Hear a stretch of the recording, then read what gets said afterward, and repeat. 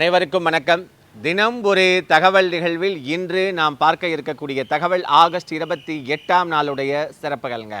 இந்த ஆகஸ்ட் 28 என்ன அப்படின்னா, அனைவராலும் அன்போடு அழைக்கப்படுகின்ற நமது அண்ணாச்சி வசந்தகுமார் அவர்களுடைய நினைவு தினம். ஆகஸ்ட் 28ஆம் நாள் 2020ஆம் ஆண்டு இவருடைய நினைவு தினம் அனுசரிக்கப்படுகிறது. மிகப்பெரிய ஒரு உத்வேகத்திற்கு ஒரு வெற்றி படிக்கட்டுகளாய் எப்படி நாம் முன்னேற வேண்டும் என்பதற்கு ஒரு உதாரணம் நமது அண்ணாச்சி வசந்தகுமார் அவர்கள். இவர் பார்த்தீங்க அப்படின்னா ஆரம்ப காலகட்டத்தில் விஜிபி குடும்பத்துக்கான அந்த உருவத்தில் விற்பனையாளராக பொருட்களை விற்பனை செய்யக்கூடியவராக அவர் ஆரம்ப காலகட்டத்தில் பணியாற்றினார். அதன் பிறகு பார்த்தீங்க அப்படின்னா சிறிய முதலீட்டை கொண்டு தான் படிப்படியாக உயர்ந்து வசந்த் அண்ட் கோ என்ற மிகப்பெரிய நிறுவனத்தை உருவாக்கினார். 2008ஆம் ஆண்டு வசந்த் தொலைக்காட்சியை நிறுவனத்தையும் தொடங்கி வைத்தார். இவர் பார்த்தீங்க அப்படின்னா 17வது மக்களவையினுடைய உறுப்பினராகவும் 2 முறை நாங்குநேரி சட்டசபையினுடைய உறுப்பினராகவும் இவர் பணியாற்றி இருக்கிறார் என்பது குறிப்பிடத்தக்கது. இன்று பார்த்தீர்கள் என்று சொன்னால் தமிழ்நாடு, புதுச்சேரி, கேரளம் என்று 100க்கும் மேற்பட்ட இடங்களில் வசந்த் அண்ட் கோ நிறுவனங்களுடைய கிளைகளை விவரித்து அதை மிகப்பெரிய ஒரு இடத்திற்கு கொண்டு சென்ற பெருமை நம்முடைய அண்ணாச்சி வசந்தகுமார் அவர்களையே சாரும்.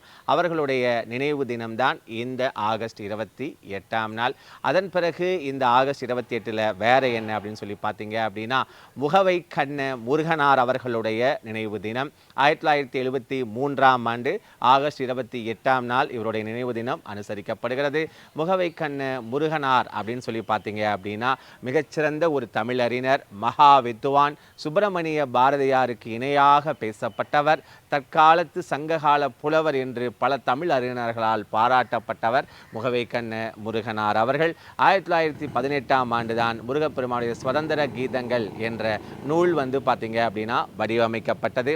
பட் அதற்கு முன்னாடியே பார்த்தீங்க அப்படின்னா தேசிய சிந்தனை செறிந்த கவிராயர் என்று அனைவராலும் பாராட்டப்பட்டவர் தான் முகவை கண்ண முருகனார் அவர்கள். இவர் பார்த்தீங்க அப்படின்னா ரமண மகரிஷியினுடைய ஒரு சீடராக இருந்தவர் தான் முகவை கண்ண முருகனார் அவர்கள். 1926ஆம் ஆண்டு தன்னுடைய தாய் இறந்த பிறகு தன்னுடைய தமிழ் பண்டிதர் பணியை துறந்தார், வீடு வாசலை துறந்தார், துறவரம் மேற்கொண்டு ரமண மகரிஷியினுடைய காலடியை சரணம் என்று பணிந்தார். அதன் பிறகு ரமண மகரிஷி மக்களுக்காக சொன்ன அந்த அறிவுரைகளையும் சிந்தனைகளையும் நூல்களாக தொகுக்க தயாரானார். அதை தொகுத்து தான் அவர் குருவாசக கோவை என்ற அந்த நூலை தொகுத்தார் என்பதும் குறிப்பிடத்தக்கது. இப்படி புகழ்பெற்ற ஒரு மகா வித்வானாக தமிழறிஞராக விளங்கிய நம்முடைய முகவை கண்ண முருகனார் அவர்களுடைய நினைவு தினம் இந்த ஆகஸ்ட் 28ஆம் நாள். மற்றொரு தகவலோடு உங்களை நான் சந்திக்கின்றேன். நன்றி, வணக்கம்.